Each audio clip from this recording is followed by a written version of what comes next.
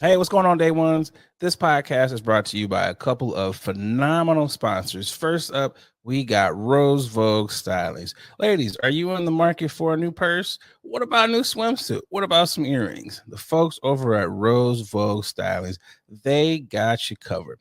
Please go to rosevoguestyling.com. And while you're on the website, please enter in that promo code late night. You want to make sure you're getting all of those amazing discounts. Also, if you are in the market for a lovely timepiece such as the one that I am wearing, please go to blackwatches.com. That is BLAK watches.com and enter in that promo code late night W Nate to get another fantastic discount off of quality timepieces. Again, thank you to the folks over at Rose Vogue Stylings and those at Black Watches. Now to the show. Yeah.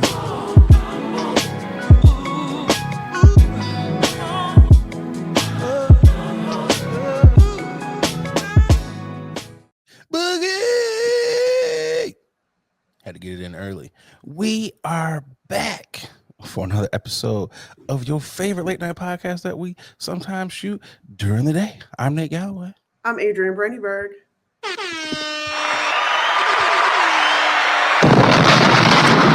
And this is Late Night with Nate and Adrian. Shout out to the day ones. Like, subscribe on all your podcast platforms. Hold on.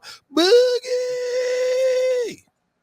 You know, I like to blow y'all's eardrums out at the beginning of the show. How are you doing? Welcome back. Great. Welcome back. I'm sitting on the Sesame Street stoop. Taking it in. How to get to Sesame Street. Do you remember the full song? No, but I'm sure if it's being played, I'll definitely sing along. I'll be like, oh yeah. Yeah, I only know like the couple of parts. Like there's that intro. I was like, oh, don't know that. And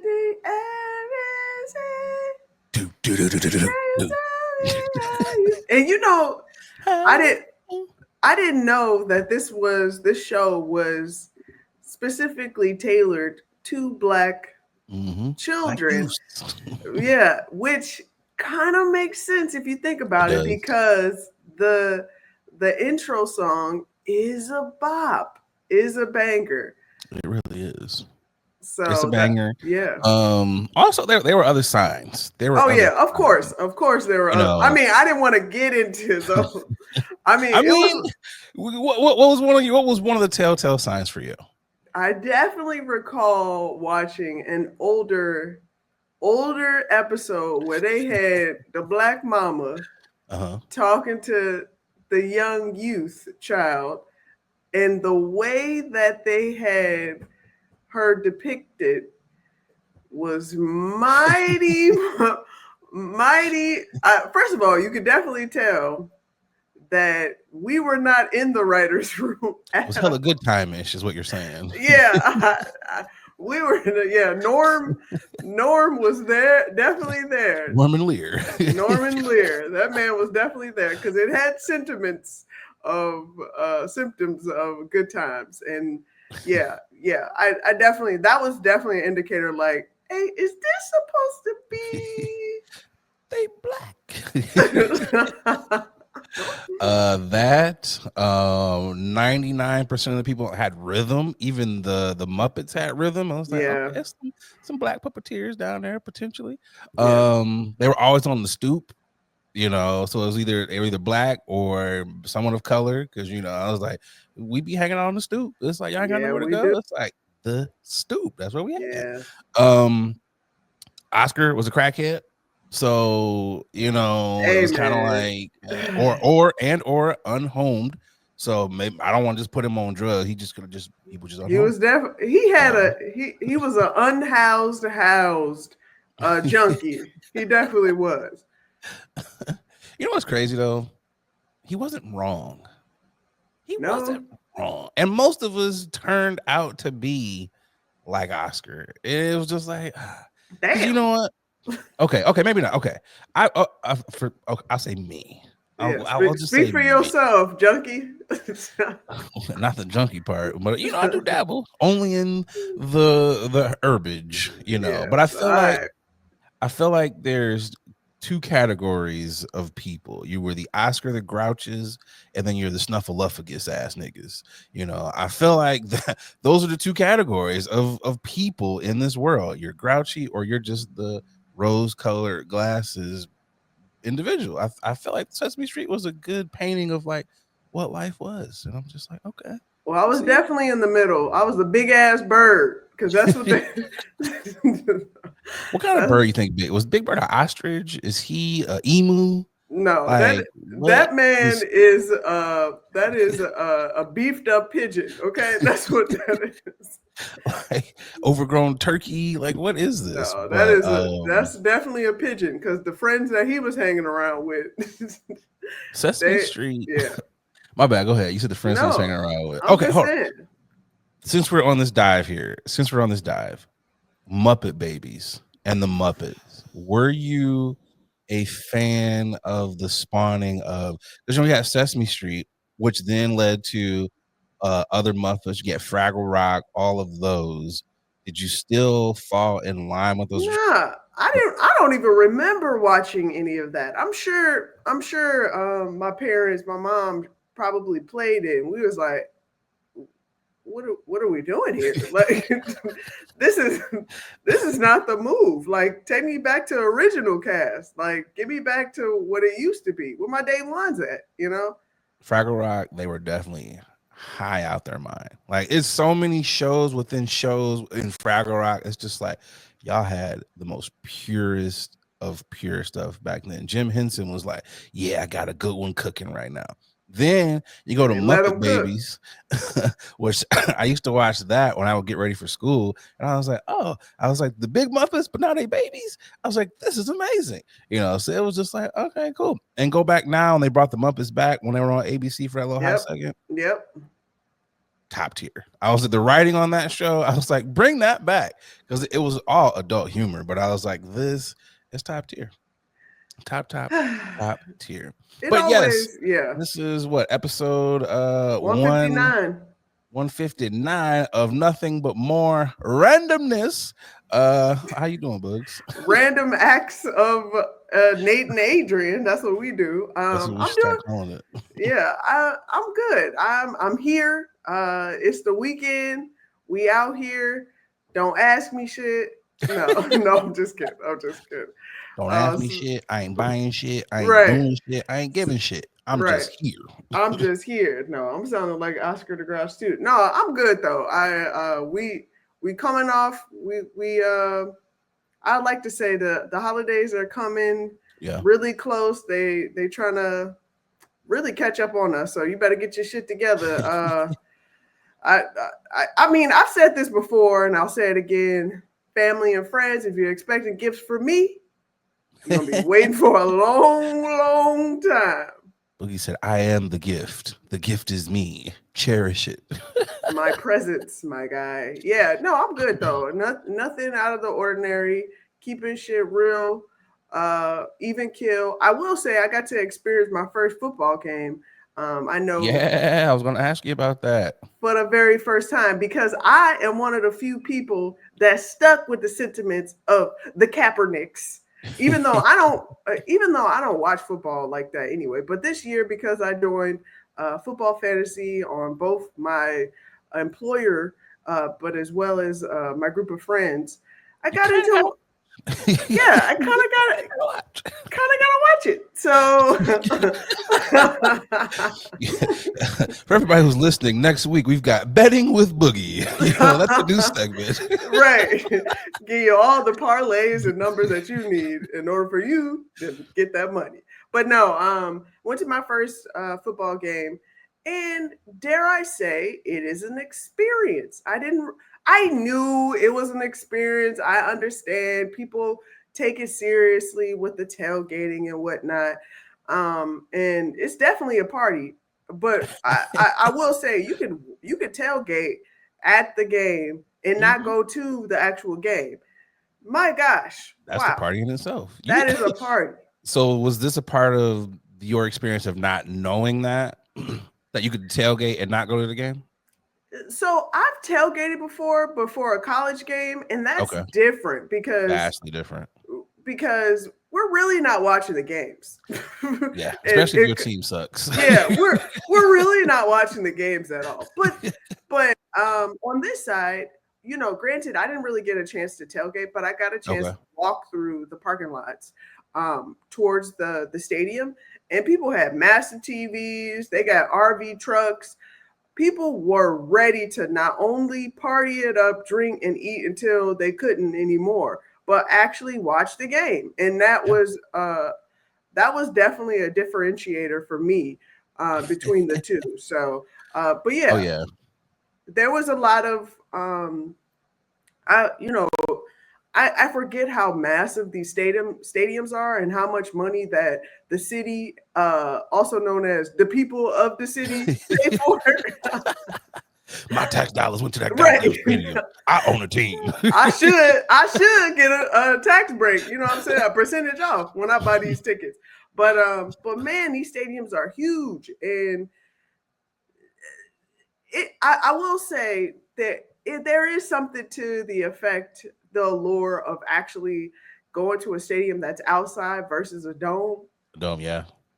You gotta have the elements. I mean, because everybody is cold or everybody's hot together, everybody's drunk together. Yeah, it is different than being in a dome. You are 100% correct. Did anyone get their ass whooped? I asked that question because the stadium that you were at, that parking lot is known to, especially for people who are not the home team. Yeah, there is a lot of jaw jacking, a lot of roasting, a lot of just tough talk out there. There was some tough talk. Yeah, the tough talk is from all ages. There have been videos of youths engaging in the tough talk. So what was the fan banter like? Great question. I will say I went with someone who had an opposing an opposing uniform on, and dare I say, we got a couple fuck yous. We got a couple, and then we did get a couple sorry for your loss. Even before we even lost the game, by the way. And but outside of that, people are pretty friendly, partly because they're pretty drunk. Yeah, I was gonna say they've been drinking since their lunch break. Yo, that's alarming to know, because it was people dressed up with little to nothing on, and you could see it in their glossy eyes that they have been having a time. I don't know how. I'm over. I can't do that no more. The whole pacing of I'm drinking all damn day. Oh yeah. That's not me no more, guy. We are planning when I'm drinking. Yeah. NFL. See, like you said, college is totally different. Yeah, it is. A lot of times you're not trying to go to the game, so you know, okay, I could black out by noon, wake up, hit campus still, go get some food, then turn up for the night games. Yep. NFL games, nah, because they cost so goddamn much. It's like, oh, I'm going to be awake for every moment of this game, and you start so early. You can't. You know why? I went to a preseason game. They were hammered. Yeah. This is just the preseason. They were walking to the parking lot, just damn near falling over. And I was like, why are you letting them into the arena like this? Why are we doing this? And it's just like, okay. No one got hurt. So I was like, they're able to control it. They're able to keep it down. I'm just like, okay. But there are some stadiums I would never go to. I would never go to a Raiders game. Oh. Sorry. And this is, I know it's not as rough as it was when they were in Oakland, where you really get your ass whooped. But there's some places where I'm like, I don't really want to go. Dodgers games, I don't really want to go to one of those. I hear Giants games are pretty bad too. Like, you get your ass whooped some of these games. That's fair. So I'm glad that that didn't happen to you. Although I will say this much, Boogie. Say it. You know I'm messy. how is this your first game? Whoa. And you've lived in Chicago your entire bliggity black ass life. Been a Bears fan your entire life. Hey, I don't like how you you ain't never been to a Bears game, but you went to an Eagles game. Let me hold on. Oh, hold the phone. Okay. Are you officially an Eagles fan? Are you whoa. Eagles fly? Something. Whoa. Whatever Gilly the Kids. Stop it. I was in the okay, well, I'm gonna answer both of your questions. Let me answer this Eagle question first. Eagles fan question. I was in the line ordering some drinks, and this fan behind me, who's a obvious Eagle fan because of his attire, and he was talking to my partner, and they were talking about football, whatever. And then he looked at me and he was like, "Any opinion?" I was like, "I'm just here for the drinks, my guy. I'm here for the energy. I'm just here. Stop asking me if I'm an Eagles fan because you're not the only person that asked me that question. I enjoy the energy. I enjoy the camaraderie. I enjoy watching tight buns. I do not have. I'm just telling the truth. I enjoy watching the tight buns, the bulges in the front. Listen, I do not have a preference of who and what team. I just so happen to live in a city where, guess what? If you walk around with any other team than what the team that is in this city, then there will be problems, regardless, young or old, small or big. You will have problems. I saw a grandma cursing out. Yep. I saw a grandma cursing out a random person because of the fact they had on an opposing jersey. You will get that work regardless of who you are here. And guess what? I don't want no problems. They cuss out babies, old people. My bad. Go ahead. I'm just saying. So, yeah. And to answer the question about this whole Bears issue, I've gone to and you can add, I will say this to everybody. I've been to a Bears practice game. I've been to Beyonce. I've been to the stadium more times. You've been to the stadium for more shit outside of Bears. Right. I've been to Soldier Field already. But it hasn't been for a Bears game. Okay? Can't say I've seen them niggas run up and down the field though. Yeah. That is the closest I will ever get. It's probably a Bears practice game or a preseason game, because I don't know if y'all know this, ladies and gentlemen. Yep, go ahead and let them know. But when the Bears play, it is generally freaking cold out there. You will not. Okay, first of all, let me just say this. It was cold. It was cold in Philly. It was like 40s, and I was layered up I was layered up properly. I had a little edible in my body, very small. I should have did a bigger one. And I was drinking, and I was still and I didn't want to ruin the fun and be a negative Nancy, smiling through my tears, smiling through the cold, smiling through like. Random people was like, "Hey, do you want these hand warmers?" Because they saw it. They saw it in my face at 40 degrees, guys. 40 degrees, where people were wearing short sleeves. 40 degrees. Now, okay. Now let's turn that back to the Bears Stadium. If you guys don't know, the Bears Stadium is right next to Lake Michigan. The water. And the water. And you know what comes with the water? The lake effect, my guy. The cold. So I've been invited to a number of Bears games.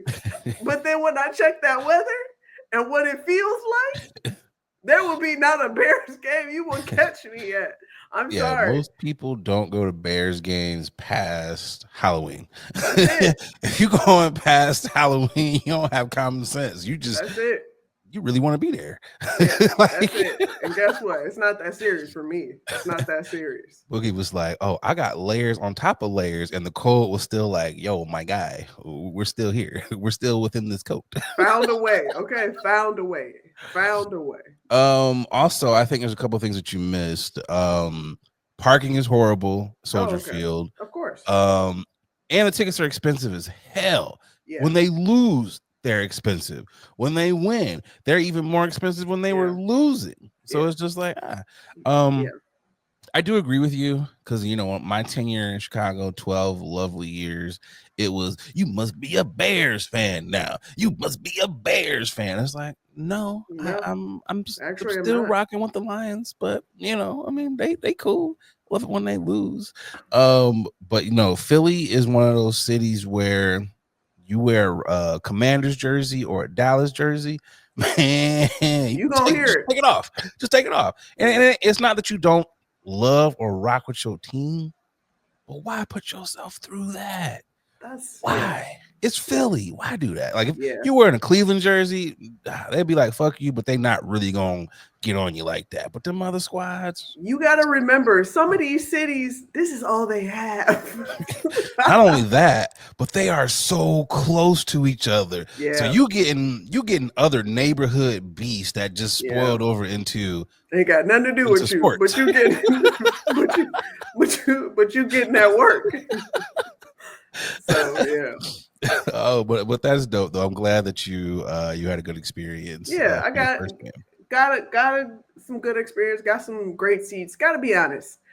You know, I've been very blessed to be able to say that my first game, I was in, you know, the third row. Okay. You know. Flex on them one time, Boogie. All right, guys. Ball game, Boogs. Okay, chill out. Big ticket, Boogie. All right. StubHub, Boogs. Okay. We were in the middle, whatever, the 40, 50, whatever. So, okay. Yeah, so we were able to see the whole field, and the field isn't as big in person. Or maybe I just have my depth perception of like how big it is or whatnot. It is big, first of all, because the kickers kicking, my gosh, they gotta have some legs for that. I didn't realize how far it is. Like I knew it was far, but I didn't realize it was that far. But yeah, I will say, I don't know if I can, once you experience something for the first time, I don't know if I can go back and adjust it to, you know, lesser. Yeah. So what you're saying is Boogie is now going to be a season ticket holder. Boogie gonna be going to games. What you're saying? No, Boogie's gonna be going to games. I will say, I'm more opposed to doing a suite versus actually sitting in the seats. Just because. I'm just saying. I think I would prefer a suite, just so you can have the option to get up and walk around. Even though you could do that now, but I want to be in an enclosed. It's definitely, come on, as we've both sat in suites. It's definitely different. Yeah. Okay. Plus, you're actually warm in those. Yeah. Okay. You know? Yeah. So I mean, I would. The question, if I would do it again, I'll probably do it again, but I would wear a Canada Goose in this motherfucker. Is it okay? So if we're obviously warm climate is better. So if Philly, if they were in Miami, let's put it that way. Oh yeah, Dolphins suck. But let's say it's a winning team and you're in Miami. Would you go to games on a regular basis, being that the weather is warmer? Not a regular basis. Kind of a no.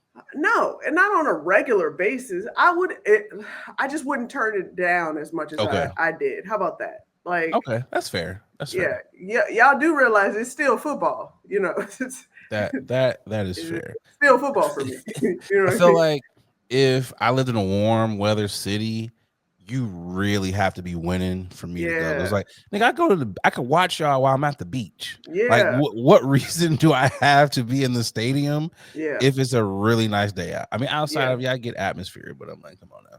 Yeah, so had a good time, but That's dope. enough about me. What about yourself? How's your week been? How you been? The week has been it was cool, man. Finished the Penguin. Oh yeah, you did mention that. Phenomenal series. Everyone did a great job. The ending pissed me off. Not going to ruin it for anyone, but it's one of those ones where it wasn't pissed off because it wasn't done good. It was just pissed off because I didn't see that happening. I think that's what makes it so good. It was just like, bravo to you Isn't guys. that the point? Isn't it? You have to have a cliffhanger, and you want to ensure that you um, present the final finale to where people are questioning and having those conversations outside of the show itself. Yes and no. Some shows I don't necessarily need a cliffhanger. It's like it just is what it is. Okay. I just expected it to be because we're right. In my mind, I had already written out, okay, season 2 gonna be this way, season 3. So I Gotcha. was expecting, Yeah. and I was just like, oh, you bastards. So I mean, to your point, yeah. Phenomenal. I listened to ASAP Ferg's new album, Darnold. I thought that was phenomenal. Might have to do a Nate listens to music segment or whatever. Yeah. Great album, especially if you are into the ASAP that whole crew and everything. He gets real Boo. deep No, I'm just kidding. into you said what? I said boo. No, just kidding. It's very Harlem, very, very, very Harlem. But he gets into his childhood some things. Really, really good album. And it's one of those things where I talked about it with the Tyler album, Tyler Creator, and even the Glorilla. I'm really happy seeing some of the younger people express themselves to this level. These niggas are going to therapy, and I love that for them. Yeah, and you could tell. You could tell. Like it's dope, and it makes the music better, but I feel like it gives us a truer connection to them. So phenomenal album. So kudos to ASAP Ferg. With the weather changing and daylight saves and all that, I was like, health is wealth, so I'm still out here doing my walks. I think the outdoor walks are vastly coming to a close very quickly. Okay. It's getting cold out. It's just getting cold. So I'm like, we got to make that transition. Yeah, so I don't remember the last time I went for a walk outside. Got to be honest. You know what? I was like, I see the whites doing it all the time, and I'm like, okay, layers. I'm like gloves. So I was like, maybe I can do this. Then I was like, you know what? You black. And although I love being a nigga in nature, I was like, you got a gym membership. You don't gotta be in these elements. You got gloves. You got all this stuff. But when I got to put on boots and things, then I'm like, nah, I'm not about to be outside. So I think next week we're gonna start we're back in the gym walking, those types of things. I went to GNC, got myself a little vitamin pack because it was, I was already running out of vitamins, so I was like, all right, you got 2 left, so you might as well go and re-up. And plus got a $5 coupon. So, that was also the motivation to go in there as well. I was like, it's a little twofer. You're out of meds, and you also got a coupon.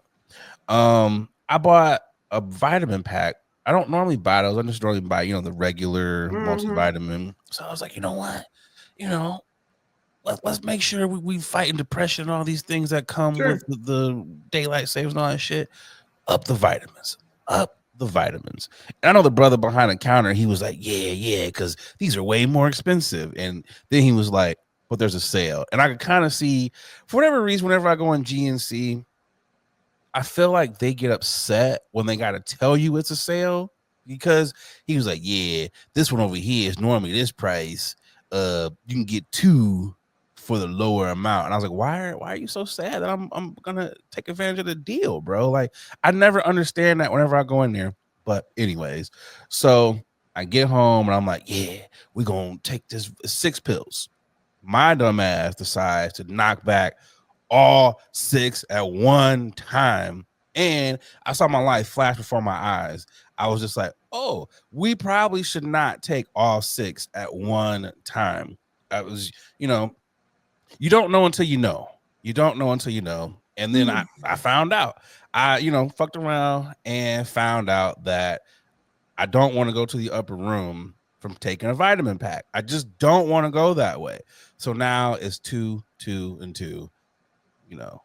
Had to learn that lesson. Reading the directions is really fundamental, guys. There's no directions on pill packs, Boogie. Yes, there are. They tell you the proper usage of said pills. I got a whole vitamin pharmacy in my pantry. I know damn well that vitamin pack say, please take 2 please take 2 every 4 hours, or take 3 max at whatever how many times. Talking about there ain't no directions because you probably threw away the damn box. No, I still got the box. Oh, okay. It's a 30-day supply. Well, a 60-day supply. So, so I was like, let's keep these in the box. And I was like, okay, we're just gonna knock them all back. Nothing on there said 2 at a time. But you know what? I'm gonna go back and look at the box. Because some vitamins say need to take this with food. Take this on an empty stomach. Oh, okay. Because I did see. Okay, I learned from the previous vitamins. If you don't eat something, my God, your stomach, you're gonna get the bubblies. Because not even the bubblies. Remember in Alien when that thing came out, old boy's stomach? That's how your stomach feels. Why do I feel this way? Oh God. Just stretching out your insides. I got into it, not really got into it, but I had words with a creator online because he stole a slogan from another creator. And why does it bother you, my guy? It bothers me because this same creator was a person who was, we don't ever get a fair shake. Us creators, blah, blah, blah, blah, blah, blah. This nigga has been on Food Network. This nigga has done all this, and this. And other creators will always use this person's slogan and they will tag Buddy. Okay. And people are like, yo, bro, all you have to do is just tag the smaller creator that you stole this slogan from. That's all people are saying. Mm-hmm. And I was like, bro, this ain't yours. It would have been cool. Mm-hmm. And Buddy hit me with the paragraph. And first, I don't know, chef. I don't know. And I was like, anytime a nigga hits you with, first off, I don't know, you're wrong, bro. Yep, it's him. Like, come on, dog. And it's just like, no one is not saying change. Just tag the bro. That's all people are saying. Yeah. And he just went on this blah, blah, blah, blah, blah, blah, blah, blah, blah, blah. And I just hit him with, doesn't make it any less true, bro. Yeah. And you saying this further confirms that you took Buddy's slogan. Yeah. Somebody else followed up and was like, hey, my guy, it's social media. And I was like, dog, you niggas are trash. And there really is no honor amongst thieves. And I understand me unfollowing, I ain't gonna do nothing from a dude's grill page. But I'm just happy other people are holding Buddy to task. And it's like, y'all, stop being trash. Cut that shit out. And y'all know how this game works. And I know, and I get what you're saying. Like, Nate, why does it bother you? Because I have had shit stolen from me. And you know how this game goes. Yep. The bigger creator is always going to get the benefit of the doubt. The little person always gets shitted on. And their shit is forever taken. And y'all got to stop that. Like, cut it out. So went back and forth. For a whole second. Sorry to hear that, and also I'm sorry that I'm not big enough or well known enough that my shit ain't got stolen yet. But I mean, it is what it is. Hey, I mean, in due time, Boogie, it is coming. I mean, I got hacked. I did get hacked, and I mean, they were trying. They were attempting to get you, Boogie. Yeah, I did get hacked, and I had some fake pages. But outside of that, shit. Yeah, I mean, outside of that, your material is so personal and personalized because you spend all that work and time and effort to ensure that you are putting out great crafted work, and for someone to just go out and literally take it for their own, right? It does suck. Yeah, it does suck. Matter of fact, let me go ahead and put some of these T-shirts out with your slogan. Like, what are we doing here? Yeah, but also though, Boogie, you was like, I can't wait to get big enough. When people are making fake pages of you, Boogie, you are big enough over here flexing. Right. Flex on them, Boogie. Chill out. Let's keep this thing rolling because we have been on a trail of randomness. You know what really grinds my gears? Getting to the grinding of the gears, I'm going to let Boogie go first because, surprise, surprise, she actually has one. I mean, it's not a huge grinding, but it is a grinding nonetheless because of the fact that, we're finishing up. Yeah, because I have one. Yes, absolutely. We're finishing up the week. I don't know when you're listening to this, but we are recording on a weekend. And so, I have a 9 to 5, just like a lot of other creatives. And, at the end of, getting ready to lock up and finish up on my week, I get a slack. I get a slack from a colleague that, first of all, doesn't know what he's doing. First off, because I'm an HR, guys. I hire and I search for folks. I do a lot of recruiting, and I'm getting ready to set up a new role, and so I'm reaching out to this guy, and he hasn't responded in so long, but for some reason he felt compelled to message me, to Slack me at 4:56. 4:56, guys. 4:56. Hold on. What time do you get off? Because that's important. 5 o'clock. Okay. 4:56. 4:56. And asked me a question that, by the way, I asked him a week ago about, but for some reason he felt compelled to message me at 4:56 and ask the question, hey, so how's the scheduling going?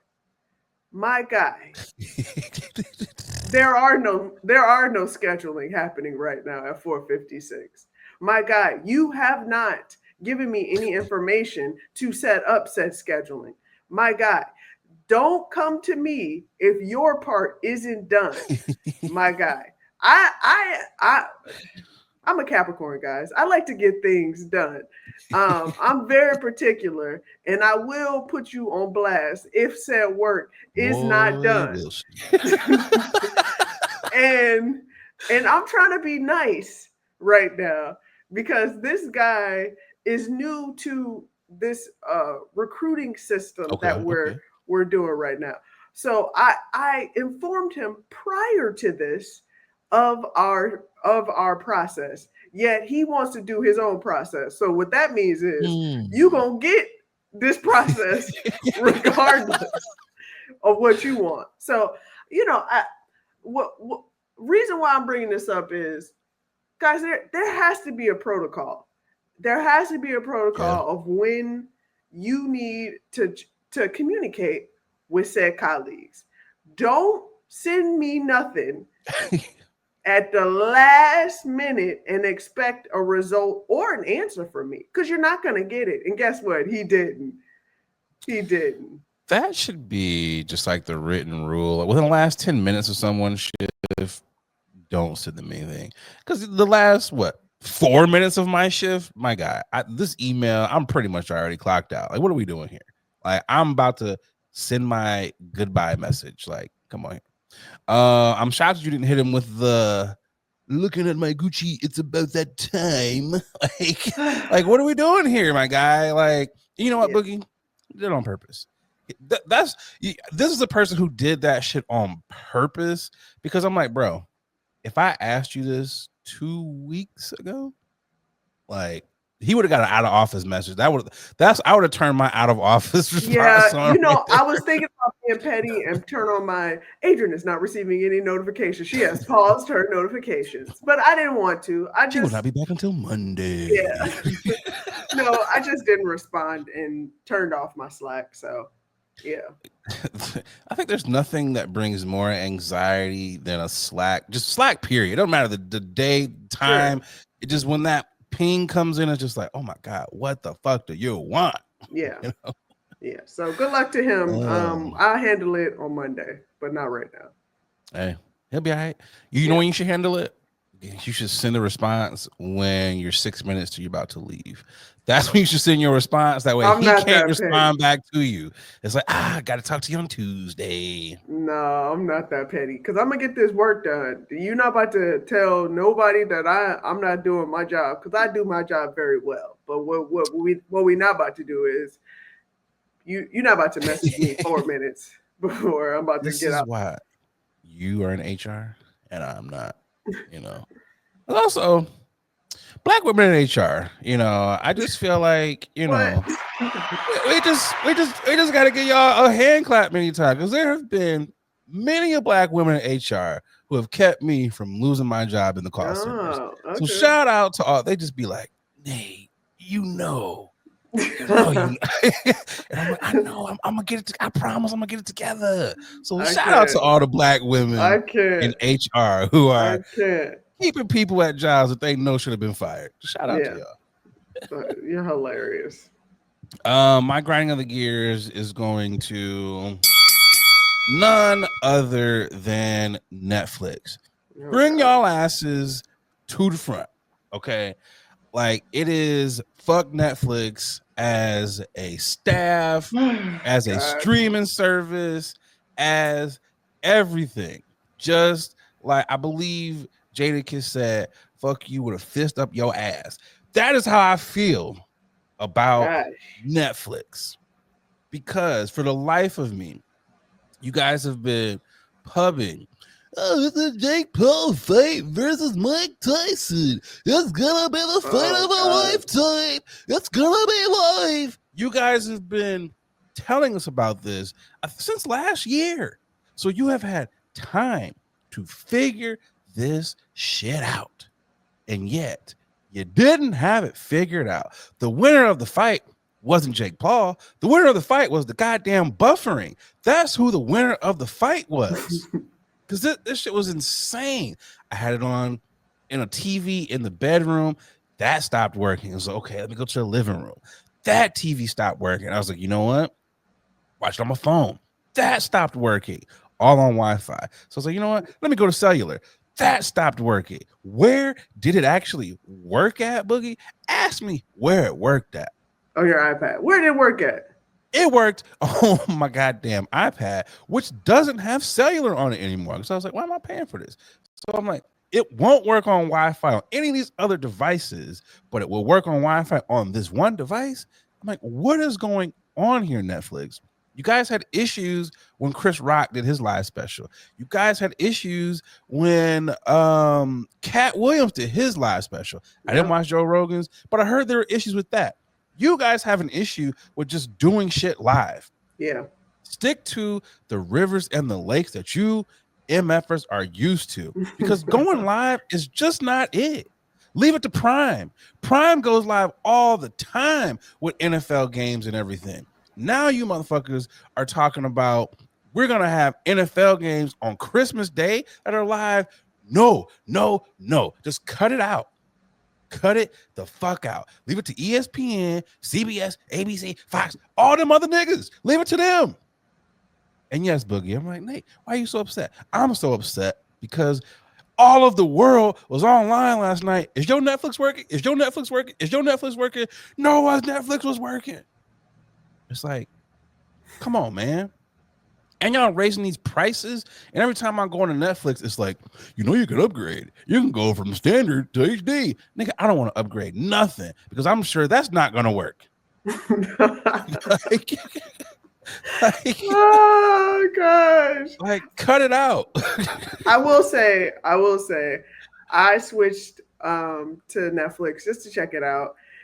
And not only was I disgusted by how terrible it was lagging and Cedric the Entertainer outfit, but I could not understand how the audio during everyone's press before the fights actually start, the audio was trash. I felt like the camera angles were, the camera people didn't know what the hell they did. They felt like they just got hired right then and there on that before before it debuted, before it aired. There was a lot of, and I understand live is very temperamental and things can change at the drop of a dime. I get that. But isn't that why you had 2 years to prep, in order for you to make sure that whatever might happen can happen and we're prepared for it? But it didn't seem like it. It's just like, notice how the Super Bowl is live every year. Never really any issues there. It's just like, what are we doing here? And all y'all talk. Why is it that y'all can't go out here and get the people who put on live shows and live sporting events? Why aren't those people on y'all staff? Because they on the other, they on ABC, CBS, TBS. They over there getting paid. If I had a fight party, you know how mad I would have been? I'd have been throwing fucking bean dip everywhere. Like, I would have been pissed. Yeah, like, bean dip. It'd been 7-layer dip all over. Like, this is really irritating me. You know how long I stood on this grill to be out here to not get to see this? And honestly, I'm sorry to hear that. The women's fight was way better. I mean, that's what I hear. Way better. Then they was going back. That the Puerto Rican lady, she Amanda got Serrano. Yeah, I didn't, sports in general. I didn't. Once I realized this was lagging and it was taking a while for me to get to what I want to watch, because the actual main card, by the way, they don't tell you if you don't know, ladies and gentlemen that watch fights. The card, the last card, I should say, the main card is at the end per usual, but it takes 3 hours for it to get to that point, because they got 4 fights before the main fight. Not only that, it takes them 50 minutes to get to the goddamn ring when them niggas walk out. It's like, oh my God. I went to sleep. I didn't even watch it, so I went to sleep. I was wondering, I was like, when did boxing become that? Like, who was the first person that was like, I'm gonna just walk out regular? And then who was the motherfucker that was like, no, nigga, I got fire, I got lions, I got who? When did boxing get to? I wonder when that happened. Mike Tyson. He was the first to do all. I don't know. It was somebody before. It probably was. It probably was a little guy, and then Mike Tyson saw him, was like, yank. Was it like Muhammad Ali? Like, yeah, I'm gonna come out. Well, when did boxing become that? Because I'm just like, this is a lot.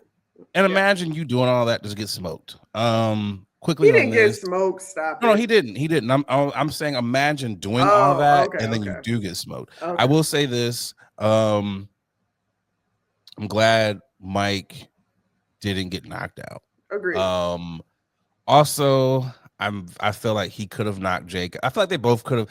At this particular junction in my life, I feel like, as old as Mike is, if he got caught by Jake, yes, you could knock him out. Who couldn't knock out a 58-year-old dude in their youth? I feel like anyone could do that.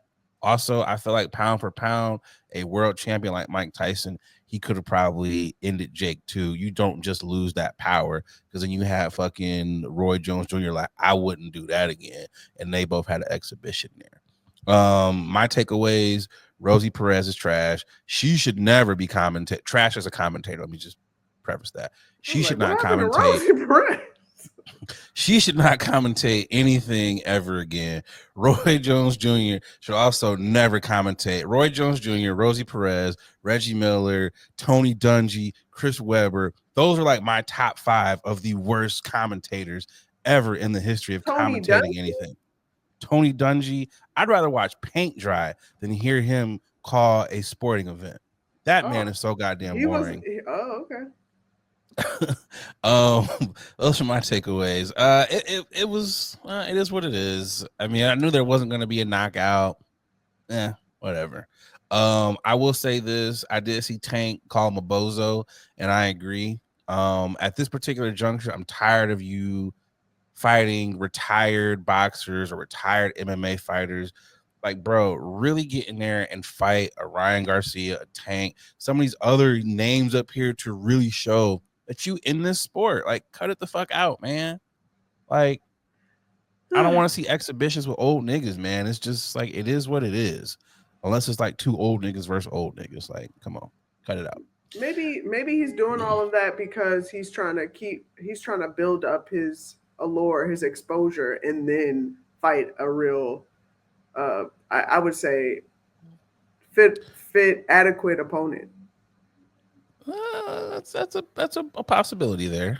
I don't know. I think at this point, what else do you have to do? I think you have you fought all these other YouTubers and all these other people. So now at this point, let's fight some real boxers like that. That's just where that's fair. I think he's where just scared. I'm That's at what with it it. comes to. He's scared, and this is, fighting is dangerous. Oh yeah. So Maybe out there lumped up. It's just like, all right. But okay. it is what it is. Let's keep this show rolling again. We might title this The Randomness of Randomness. I'm tipping my time hat. to tip the hat. Those of you who are new to the program, we're tipping the hat to people who are doing dope things in the community. Boogie, who you tipping to? My tipping is going to none other than Coco Gauff. She got the cup, the winning prize. She won the WTA finals, which first place, the winner gets a $4.8 million prize for beating literally everybody in the WTA. I had to look up what the WTA meant because, for those that are just novice tennis players, that is the Women's Tennis Association. Yeah, Coco has been winning lately, outside of obviously the terrible mishap during the U.S. Open. Mm-hmm. But yeah, shout out to Coco Gauff for doing the damn thing and really proving the fact that she's a winner. You know what I'm saying? She knows what she's doing. Keep going, Coco. She is. I've loved seeing the transition. It's her. It's another young lady. I forget her name, so pardon me. Another black woman. I love seeing Serena and then passing that torch to them because these women are out there smoking these ladies. And Coco, keep talking your shit, man. For sure. Keep talking your shit. We know what it is. Them balls ain't out. They in. Keep talking your shit. What you got for your niggas is tripping? My tipping the hat. I mean, excuse me, tipping. Excuse me. These niggas definitely ain't tripping. They not tripping. Excuse me. This one, when I saw this, I was like, "Who is cutting up some onions?" Yeah. Like, I really was in my fields, and I was seeing this story like just all over the internet. There was a Chicago man. He recently reconnected with his mom in the best of ways. Vamar Hunter, for years he lived in the South Shore neighborhood in Chicago. He would go into the Give Me Some Sugar bakery quite frequently for the lemon bars, chocolate chip cookies, and the warm atmosphere. He recently found out at the age of 35 that he was adopted. So going through the paperwork and the searches and everything, he recently got a phone call.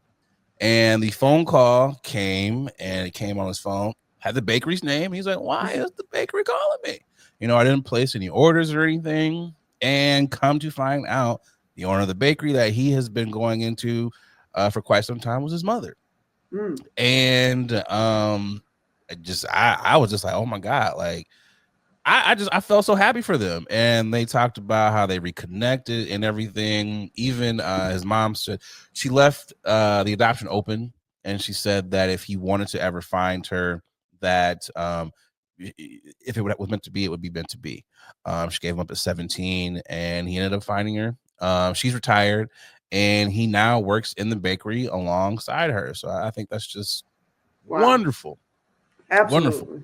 Next time I'm in Chicago, I will go by the Give Me Some Sugar burger because the lemon bars look good. So shout out to him and his mother. It's a great story. Shout out to for real. Shout out to them. And also I know I've read some comments like, why she give up? She was 17. She was 17, ladies and gentlemen. Well, can you think back when you were 17? Would you be able to raise a child on its own? No. 17 in Chicago, like, come on. I think a lot of people, you come from either a place of privilege or you're just a dickhead. Because like you said, I mean, you're 17 years old. Like, come on, cut it out. Stop. All right, let's keep the show rolling. All right, it's time for news you can or can't use. But up first in the Rest in Power, we lost Judith Jamison. Some of you are like, who is Judith Jamison? Judith Jamison is a groundbreaking dancer. She was a part of the Alvin Ailey Dance Theater. She passed away at 81.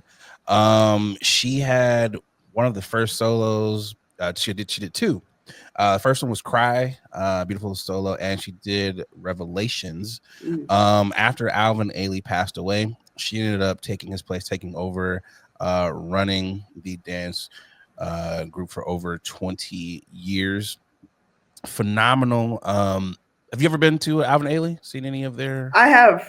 It is beautiful, very moving. Like, very moving. It is just wonderful expression of dance to sing. Just it's just phenomenal, man. I've been to other ballets and everything, but just to see how they move and just tell our stories, it's just wonderful. So rest in power to Judith Jamison. All right, first topic on what you can or can't use. The sexiest man alive has been named. God. I don't know which is which. You know, Boogie, they came out and they said it was Benny Blanco was the sexiest man alive. Then they came out a couple days later and they was like, no, it's John Krasinski. And I am just like, I don't see it. I want to know. I mean, I know, but I'm like, who did y'all ask? Because I don't think he asked everyone. But Boogie, what says you? Is Benny Blanco sexy to you and John Krasinski? You have to remember, these are all subjective responses. You know, fine is fine for different people, which I get.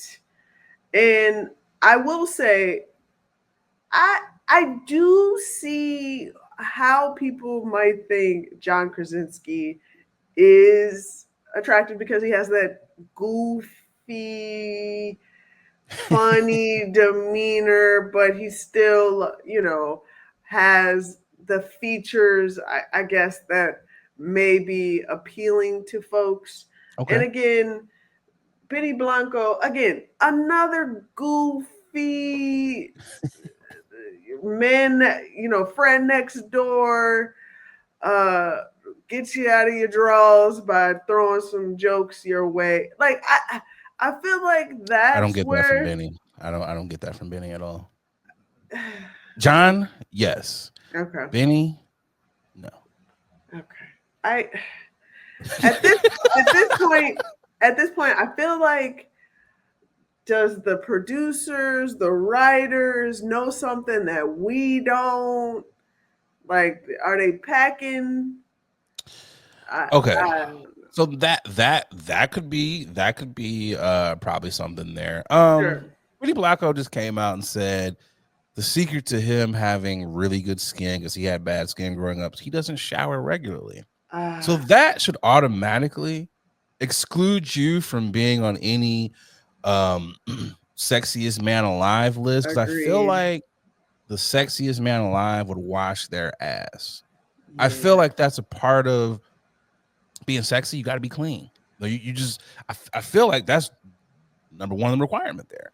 To your point, Benny Blanco being the guy next door, I will give you that. I think he's the guy next door, maybe the guy in the building, very nice, helps you bring your groceries up.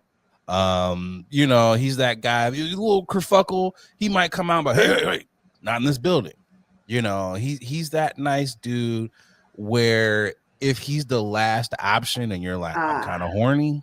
Yeah, I think that would be he's the sneaky link you don't tell anyone about. Definitely. I didn't think you would break me off like that's Benny. I think that's what we would probably classify him as. He's definitely the sneaky link. John, I can give you that one, Boogie. Yeah. I can definitely, you know why? Definitely a chuckle fucker. For those of you who don't know what chuckle fuckers are, those are people who give up the drawers from the laughter. You know, yeah. it's real easy. A lot of comedians, they know. Yeah, that's what it is. You're funny. I'm gonna get you the drawers. Throw them out there. Right. I can kind of. He wouldn't be the sexiest man alive. He might be top 20 because of, like you said, the goofiness. I think they're conflating sexiest to like likable. There we go. They're missing the mark because John, he's not ugly. Okay, no, John is not ugly. But am I drooling and running to him? Like, am I having dreams about John Krasinski? No. See, no.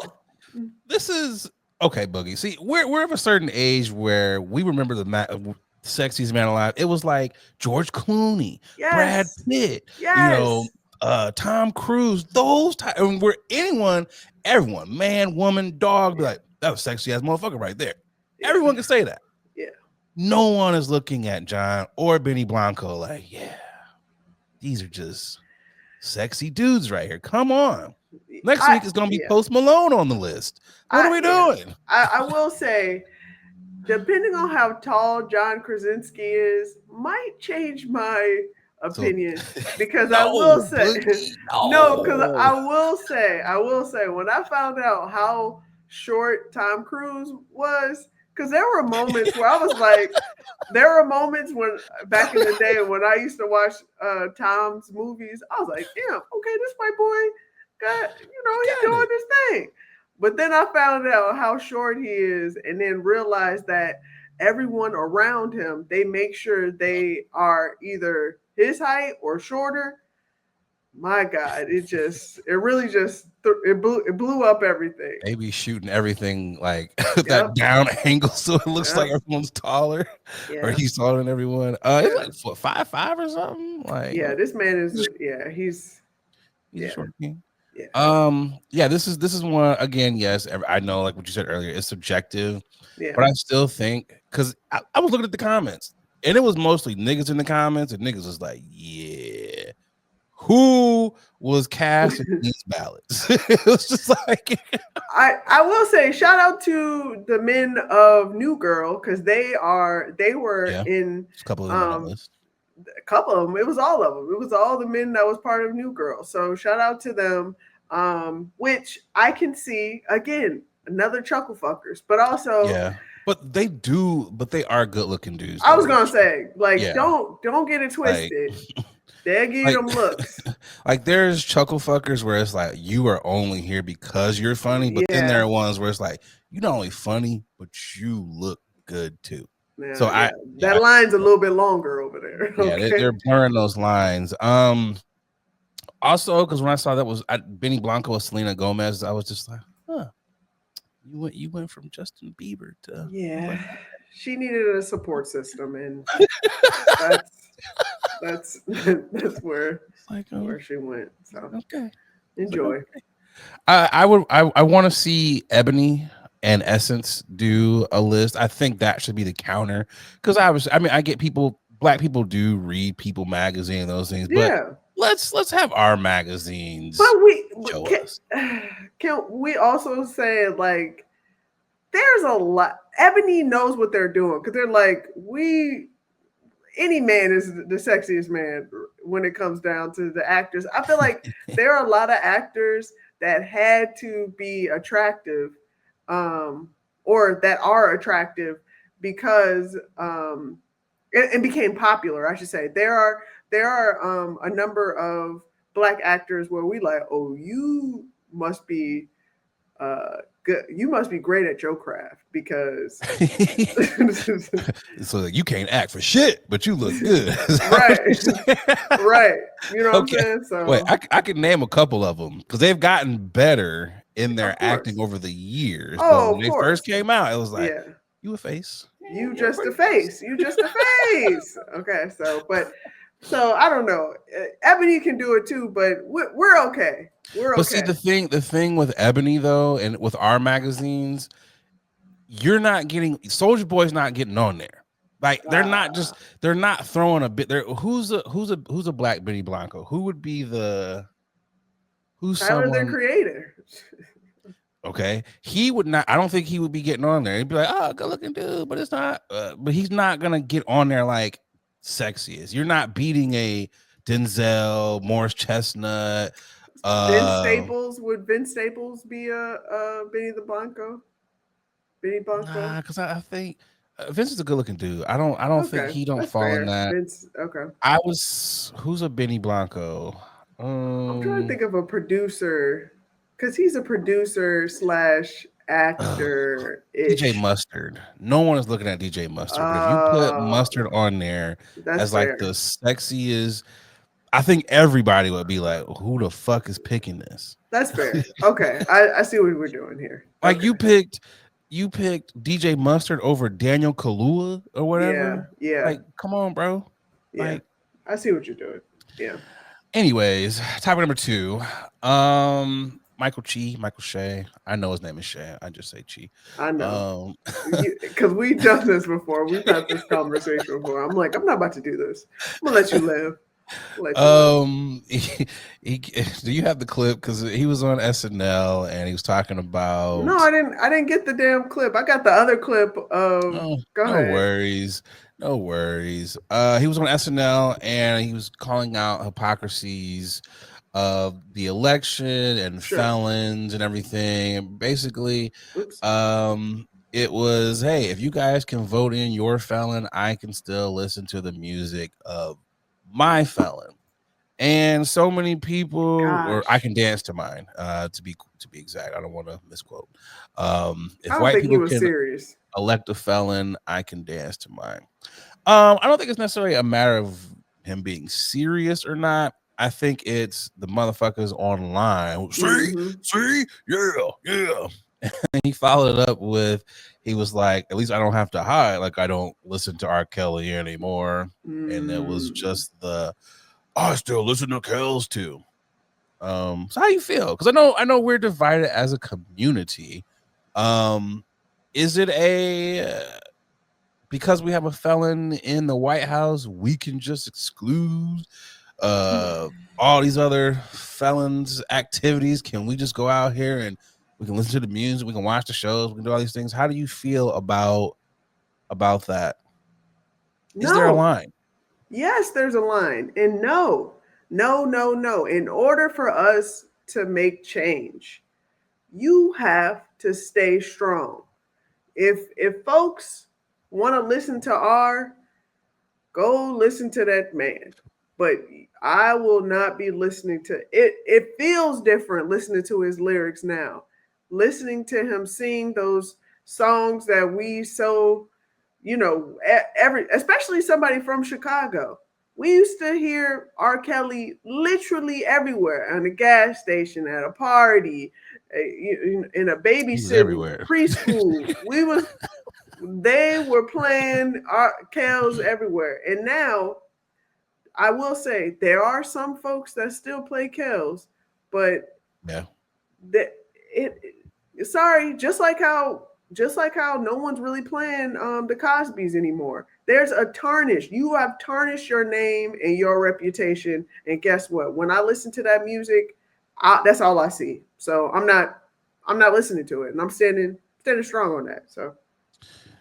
Yeah, you're right. You know more than I do because you are born in Chicago. That man was everywhere. Yeah. Even my time when I was in the city, leaving shows and stuff. Yep. He would just be out in his little Spider with like the biggest Michael Jordan cigars, just cruising. Yeah. And you look over, it's like, damn, that's R. Kelly. Like, you just out. Like, it also was like, why are you out too? It's like, it's 2:00 in the morning. Like, what's going on? This is where I have a problem with statements like this, because it's one of those things where I have always been one of those people where it's like, we got to stop going 1v1. We got to stop trying to go head up with white people crime for crime. Like, this shit is wrong. And you guys know this shit is wrong. It doesn't matter who commits the crime. It is still wrong. Felony for felony. All crimes matter in this and you guys know how white people act. You got majority of them. Like, look at history. When has there really been moral bones in their bodies? Like, come on, y'all. I can't believe they voted this way. I can't believe they put a felon in. Look at history, yo. A lot of times they're on the wrong side of history. And yes, there were good people who were there. We're not talking about those people, because I know there are those who, not all white people are bad. We know that. Don't be bitch, you dummy. And no one's defending. Yeah, no one's saying otherwise. Yeah. But it's just like, come on, bro. Like, this is not surprising at all. White people always get off when they do heinous shit like this. We should not want black people to get off for doing heinous shit just because a white person gets off for that. Like, that is just, it's terrible. You still committed a crime. And not only that, I'm not trying to sit up here and make distinctions between was feeling on your booty about a grown woman or someone who's underage. I don't have the time to sit up here and do that. And nor that I want to do that either. Like, you guys are weirdos. You know that man's track record. You know his history. Why are we sitting up here trying to go back and forth over these songs when 9 times out of 10 they were about underage women? Cut it the fuck out. And Trump himself on the Epstein list, this man has been linked to underage women. This man grabbed them in the peas, all types of stuff. So again, you guys are comparing crime for crime for crime. These are heinous things. This is not just like a nigga who over here money laundering or anything. Still wrong, still a crime. But if you want to, but they're not making music out here, okay? If you want to go crime for crime, y'all niggas at least got to be like, hold on. Not people who've been sexually assaulted, not these heinous crimes like this, like Martha Stewart. Those are white collar. If we talk about Martha, okay, Martha, Lil' Kim, okay, Lil' Kim should not have gotten nearly as much time that she got. She should have got the. I agree with you on shit like that, but this, I can't get with it, and it's damaging when black people with huge platforms go out here saying stupid shit like this, because white people take that and they're like, see, one of you, and other dumbass niggas are like, well, the top guy. Like, come on, man, cut this out. Yeah, who's I hate this idea that we have to have a spokesperson for our race. Like, listen, we need one person to speak for all of us. No, we do not. I also, the SNL blacks, I know I shouldn't say blacks, but the SNL blacks, they are very irritating. Like, I'm sorry, but they are. Like, they are just, you can tell, Boogie, you and I, we have been in these rooms.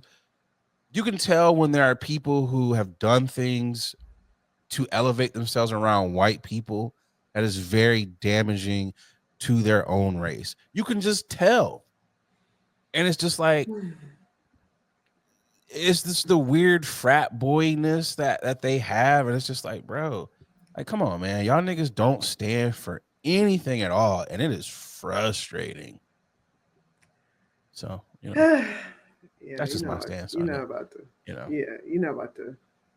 I'm not about to. Yeah. But also, I feel like these people, more and more people tell us things about themselves that, if I ever were to reach those lists of these people, I never want to hang out with y'all niggas. I never want to meet y'all niggas ever, because it's like, y'all niggas are just trash.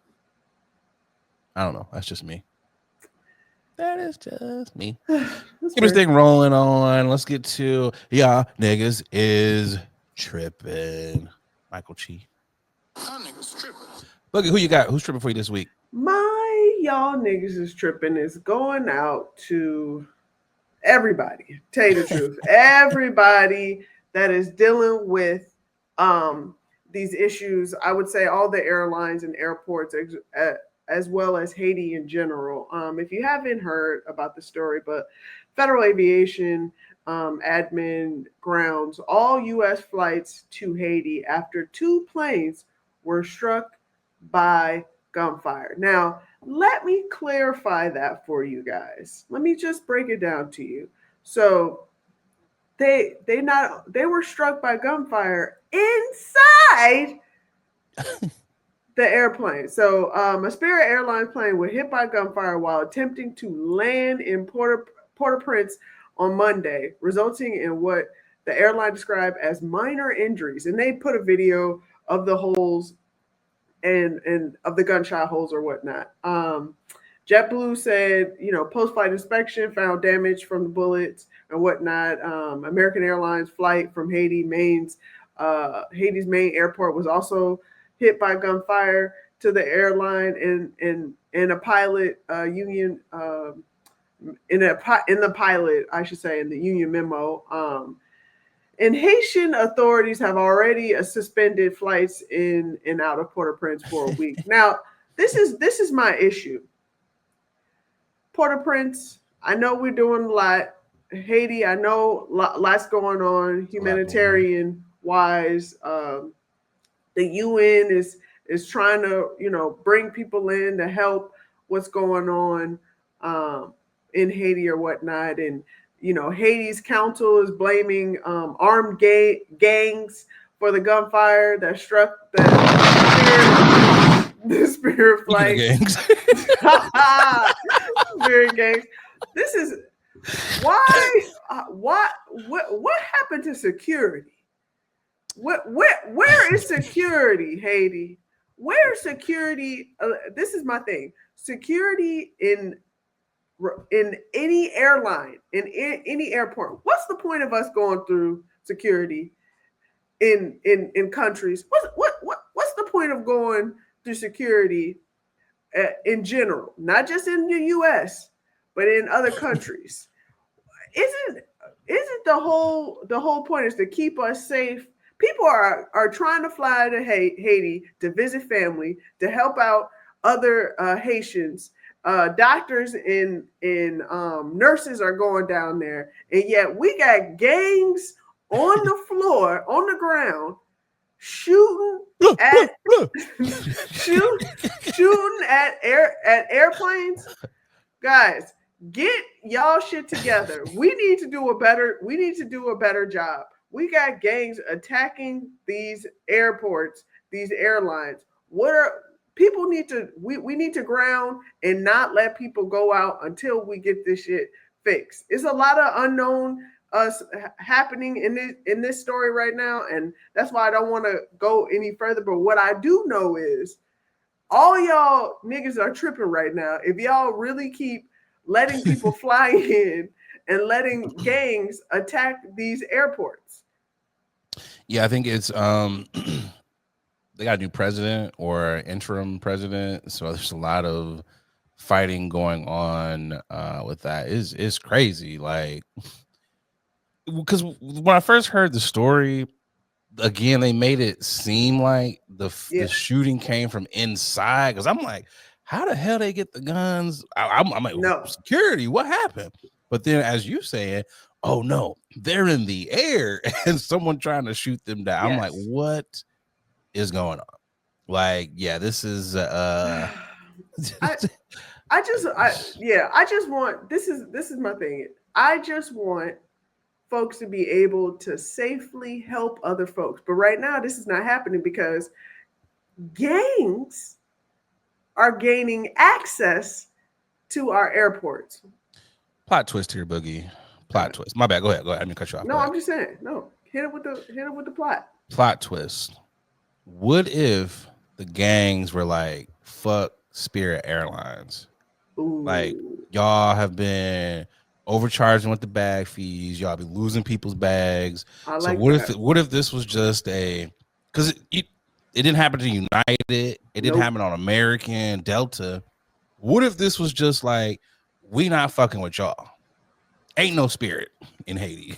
What if What if that's what it was? I mean, Spirit, JetBlue, apparently they have either an open invoice, a bill that is unpaid, or something. Because what is going on down there? I just want safety for the people that are literally trying to help the Haitians out there, as well as just visit their families to make sure they cool. How many call-offs do you think that they get when like the crew gets the flight log and it's like, ooh, Port-au-Prince. Like, yeah, I'm not gonna be able to come in today. Are you sick? I'm not gonna be able to come in today. Like, how many of those do you think that they get? Like, enough where they grounded flights for a week. It's like, do better, Spirit. Do better. We got for your niggas is tripping. My young niggas tripping. This is one of those ones where I'm like, football coaches are definitely interesting people. Like, they all have their superstitions, not just football coaches, but coaches in general. They got superstitions and all types of things. I don't think not showering would be mine. Syracuse head football coach doesn't shower after losses. He said he doesn't deserve soap. Boogie, let's play the clip. God, Jesus Christ, nasty. Oh, sorry, my bad. Honestly, I got like a ritual. Like when we lose, I ain't even getting a shower till early this morning. I just be mad. I just brush my teeth. But it's like I don't deserve soap. I don't deserve to do all that. I'm just focused on like trying to get back and trying to make sure that our players mentally understand and know that I let them down, that they didn't do it. You know, I just wake up all night, especially when you lose. You like wake up like, damn, it really happened. You know, it really happened that way. So it's just different pieces. And then I just move on. There's a process that I follow every week. Win, lose, or draw. Only thing is like my wife, I can't sleep in the bed. Yeah, you can't sleep in the bed. So his wife doesn't let him sleep in the bed. He went on to say that the only thing he does is brush his teeth because he feel like he has to, because y'all not gonna be out here saying he ain't brushed teeth. It's one of those things where I'm like, we don't need to know all of the rituals or superstitions. I know there were guys who were like, I don't change my underwear after a win. I put the same dirty drop. We don't need to know that. It was dudes. I think Kurt Angle was wearing a bloody sock or something. Not Kurt Angle, whoever the pitcher was for Roger, one of them pitchers for the Red Sox. He used to wear I was about to say, don't ask me. He used to, Kurt Angle's the wrestler. Kurt, one of them, he used to wear a bloody sock. And I was like, bro, this is I get your superstitions. I get it. But you don't gotta tell us this. They're 6-3. So he's only went three times without taking a shower so far. So more than not, he's going to bed with his ass clean. I think maybe a different ritual. I think I've heard, only winners get wings. So maybe that one, we ain't win. I don't deserve a beer. Maybe I don't deserve Gatorade or something. But brother, you definitely deserve soap. Because y'all niggas be funky out there, all that adrenaline running. Like, you deserve soap, brother. You deserve soap. And kudos to his wife. Yeah. For being like, get your stinking ass out this room. Yeah, cool. No, yeah, kudos to his wife for sure. I was going to say, and he's a coach. So just think about it. He's not out there running around doing those drills, warming up and stuff like that. But he is also stressing the hell out because he gotta watch and he has to coach these kids. And guess what stress does? Stress adds sweat, perspire. Stress sweat is the worst smelling sweat ever. It really is. It really is. So that nigga's definitely funky. I just like, yeah, bro. Like, also, I just want to know, reporters, can we do better question asking to where we don't lead these people into such silly ass answers? They need those. They need those little bite marks, those bites. I guess that's true, because then we wouldn't have anything to talk about. But Fran, I hope you guys win today. They play Cal. But also, come on, brother. Get a shower, man. Get a shower. Maybe we could switch it. Maybe it would be like, I don't deserve hot showers if we lose. Like, you take cold showers. Maybe do that, because you're still taking a shower. You're still using the soap. But I hope he changes his outside clothes when he gets in the bed. Like, Well, according to him, his wife said he can't get in the bed. Oh, that's fair. So, but that's very valid because you can't be on the couch funk. Like you have to put. So I hope God.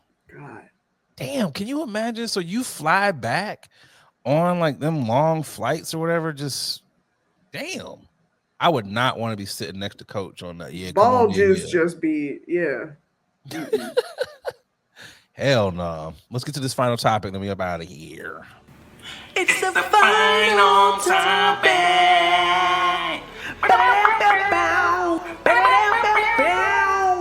It's the final topic.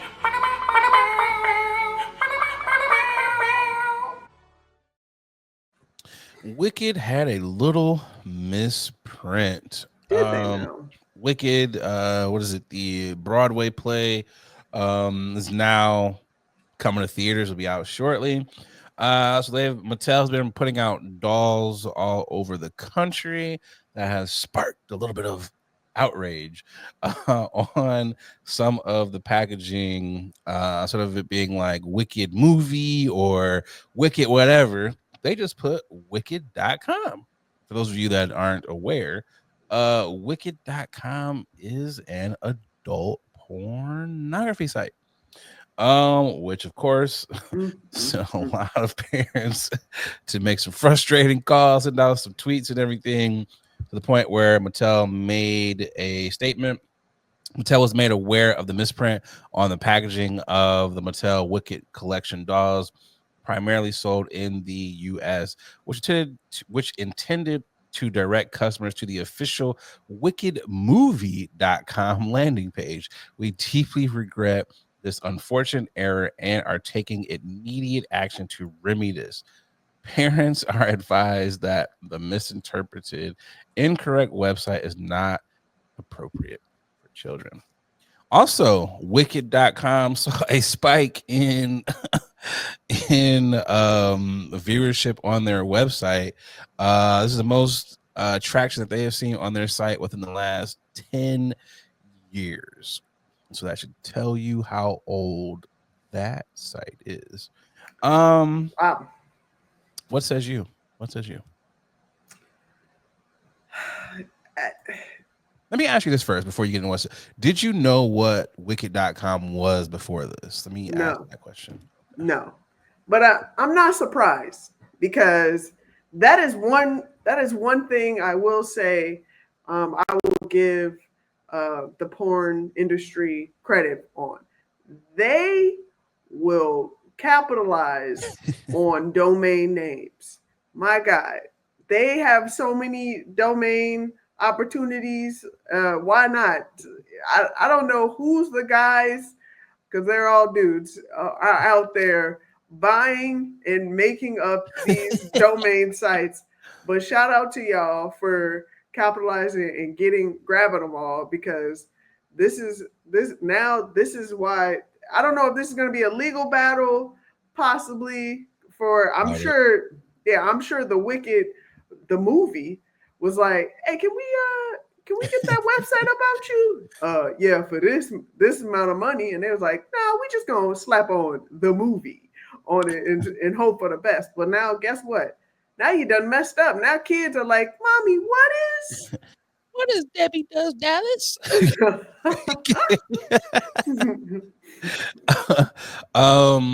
I knew what Wicked was.